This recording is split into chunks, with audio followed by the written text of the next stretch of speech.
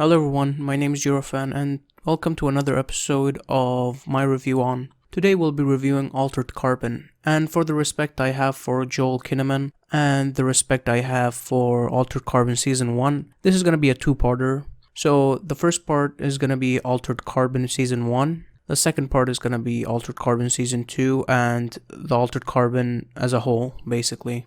I know a Season 3 is going to come out, but this is just an FYI. Season 1 was magnificent. I got almost nothing bad to say about Altered Carbon Season 1. The action sequences were amazing. Joel Kinnaman was spectacular. Martha Hygreda was a wonderful cast. Ditchin Latchman was also just on par with one of the best casts I've ever seen for Season 1.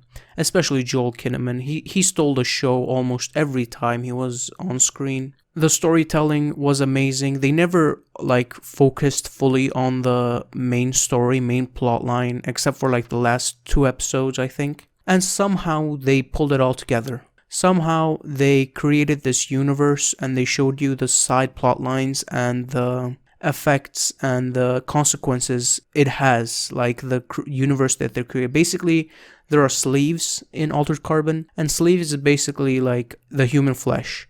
And everything you are is like a disc, basically. Imagine that. Not a disc, like a flash drive in this universe. It says that you are this and nothing else. What you're wearing is just a pile of flesh and bones, and you are completely this disc. If you were put in, you as a male were put in a female body, it honestly doesn't matter because that's what you are. You're the flesh and nothing else. No, you're the disc and nothing else. The flesh doesn't matter. And the consequences of this were out of this world. The rich were untouchable, basically, and the poor were slum poor. They were like the Indian caste system poor, you know what I mean? And the way they implemented this story and the way they showed how a bitch rich people are and how indestructible they are, it tells a lot about society. It's a meme. I'll probably put a Joker meme up in the video, but it's done so well. It shows how even in the dystopian world that we live in right now, like Google, Amazon, these companies are at such a level that they're basically untouchable at this point. They got a monopoly. They're untouchable, basically. Like Disney, for example. They are basically untouchable.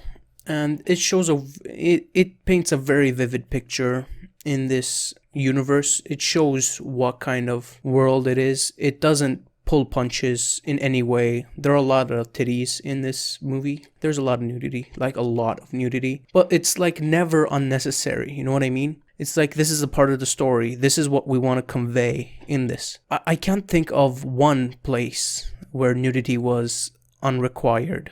Almost every time it was on point. It was trying to tell something. Every nude person, there was a reason why they were nude, you know what I mean?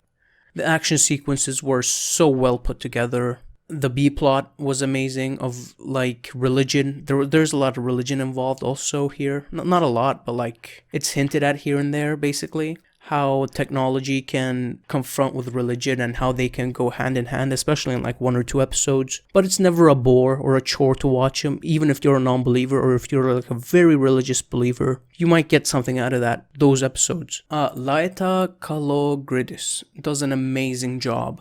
The way she tells the story, the side plot lines, almost every scene has a meaning behind it. Shows how insensitive people are because the rich are above the clouds, literally, and the poor are down in the slums. Such a wonderful job at describing and displaying and visualizing the consequences of the universe that you brought in.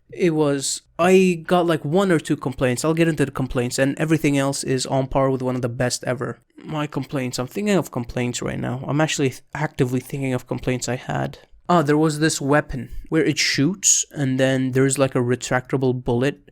They only use it once. That's a complaint. You see how nitpicky of a complaint that is. It's the gun is so cool, but it's only used once. But when they use it once, that was pretty cool. I'm not gonna even take that away from them. But other than that, the last episode where the guy knifed himself to do something was pretty weak in my opinion. Also, that's such a leap of logic. But other than that, I really don't think I have a bad thing to say about this series. It was on par with one of the best I've ever seen. So, plunging it into my scale here from 0 to 30, I'm giving this season 1 of Altered Carbon a 28. You should definitely sit down and watch it. It's very thought-provoking. It is very amazing, especially in the first episode where Takashi is brought back to life and there's this 4-year-old girl inside like a 60-year-old man. So powerful in the way it tells the story, and you could totally miss it also. It's like, it's so well put together, but like every scene has a meaning and it's so powerful, and I just love it. It's so good. That's all I gotta say. The Altered Carbon Season 2 review is gonna have my main score, but the score for Altered Carbon Season 1 for me is a 28. Definitely one of the best TV shows ever, in my opinion, of course. Thank you for watching. I hope I see you in my next video. I hope I see you in every one of my videos. Take care. Bye.